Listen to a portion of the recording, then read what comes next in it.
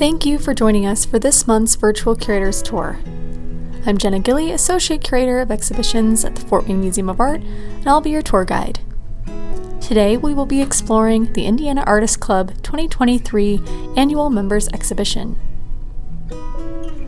This show is comprised of over 60 diverse works by Indiana artists, including submissions from the club's 150 members around the state, showcasing the diversity and talent of our region.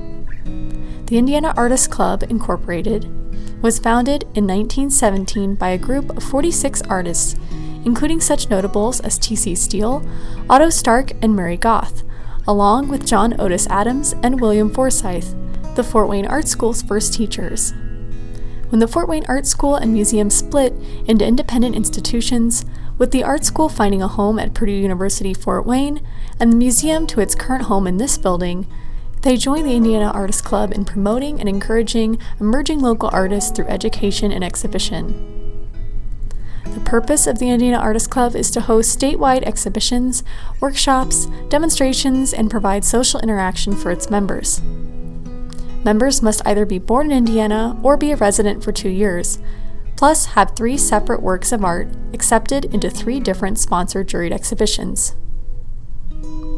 This year's juror is Nick Antonakis, professor and head of the Visual Arts Department at Grand Rapids Community College. Antonakis joined the staff in 1990 after teaching drawing and painting classes at Kendall College of Art and Design in Big Rapids, Michigan. He has juried several competitions in Indiana and Michigan. The first work we will be discussing today is Seeing versus Knowing by Alicia Dawn Criswell, who resides in Lafayette.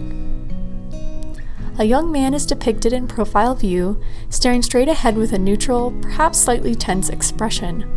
A small rectangular section of his head has been removed to expose a sliver of his fleshy pink brain.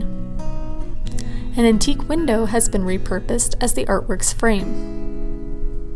What is also unique about this work is that it's rendered completely out of makeup. A closer shot reveals the subtle blending of foundation, blush, and eyeshadow, which adds a shimmering quality in some areas of the composition. The artist, who works as an art therapist and has a master's in counseling psychology art therapy from Adler University in Chicago, is interested in exploring biology, psychology, and human nature. Through the use of unconventional materials, she seeks to compel viewers to re-examine their previous understanding of everyday existence. Her latest work uses cosmetics, products that have the potential to disguise, enhance, and transform one's identity in an attempt to depict with realism what most people seek to hide. This piece won Best in Show in the exhibition. The second work on our tour also explores figuration, but with a woman as the subject. Artist Ellen Starr Leone, who lives and works in Bloomington, has painted a frontal seated view of a nude woman wearing a kimono. She rests a defiant hand on her hip and stares directly at the viewer. Leone creates modern portraiture that revolves around feminism, motherhood, and coming of age. Her painting style incorporates a colorful palette and multiple thin, luminous layers that nods to realism and classical portraiture, but focuses on contemporary spaces and sitters. By being surrounded by foliage and glowing vessels, the woman becomes like a Mother Nature or goddess figure, her body highlighted by the various light sources. Yet, although her body fills a large portion of the scene, the still life setting also holds its own as a character. Leone remarked that this candlelit series is a combination of her 2 loves, still life and portraiture painting. While she chooses and arranges the setting, the model has control over her clothing and pose. As Asian women, along with other women of color, have long been objectified throughout art history for their oriental or exoticness, here Hiroko reclaims her sexuality through her choice to be nude underneath the traditional Japanese kimono. This kimono is denoted on a small gold label to be designed by Sumori Chisato, a female Japanese designer inspired by the colorful and playful world of manga. Our next work moves away from figuration, but still suggests its presence. Student Award winner Lily Martin's humorously titled Wasteland depicts a row of pants, mostly jeans, hanging lifelessly on a long clothing rack. Bluish fluorescent lighting and yellowing floor tiles, several removed, suggest that this scene takes place in a thrift store rather than a more upscale department store. Martin's skilled technical use of linear perspective and realism heightens the importance of these objects, as mundane scenes of secondhand pants are not often immortalized in art. The sad, sterile tone of the work suggests that the thrift store, while intended to give clothing a second chance at life, is unfortunately a place where much rots away. Up to 84% of donated clothing still ends up in a landfill or incinerators.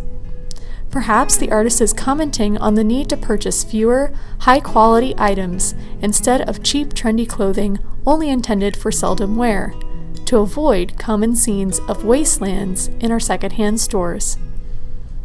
Martin is a recent graduate of the University of St. Francis, earning her degree in studio art. Our next work moves from the Midwest thrift store to its expansive fields in a landscape titled Bird's Eye Journal by Monticello artist Terry Lacey. Puffy purple clouds silhouette a bird flying over a meticulously kept field, its rhythmic rows radiating. Tiny houses, barns, and silos can be seen as geometric structures, overshadowed by the rest of the landscape.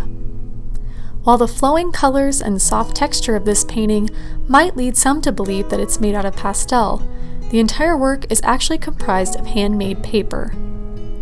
Terry Lacey began working with handmade paper over 40 years ago.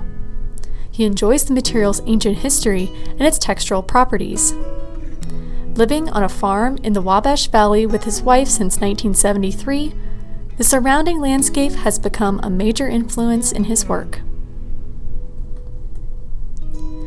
Ending with another unconventional landscape, our final artwork is After the Storm by Austrian artist Joel Freemian. One can see a detailed cityscape captured after a snowstorm, with varying shades of gray, white, navy, and light blue creating an icy feel. Texture also plays a key element in the work, mimicking brick and frosted ice. Growing up in his grandparents' upholstery fabric workshop and being the son of an interior designer, Freemian's early college education centered around architectural and interior design. As he explored the fine arts, particularly painting, he found himself uninterested in the medium, unable to finish most of his works. Going back to his roots, Freemian created his own technique of painting with fabric. Each of Freemian's carefully planned works begins with a paint-by-number-like paper template, where each fabric piece is cut, puzzled, and stitched together to create the final, immensely complicated image. Once the fabric collage has been laid, Freemian paints on top of the work to add additional dimension. Thank you for joining me for this virtual Curators tour. We're so pleased to celebrate the many incredible artists that live in our own backyards, and whom often draw inspiration from their home state. To see many more fascinating works, I encourage you to see Indiana Artists Club 2023 Annual Members Exhibition in person before it closes on November 26th.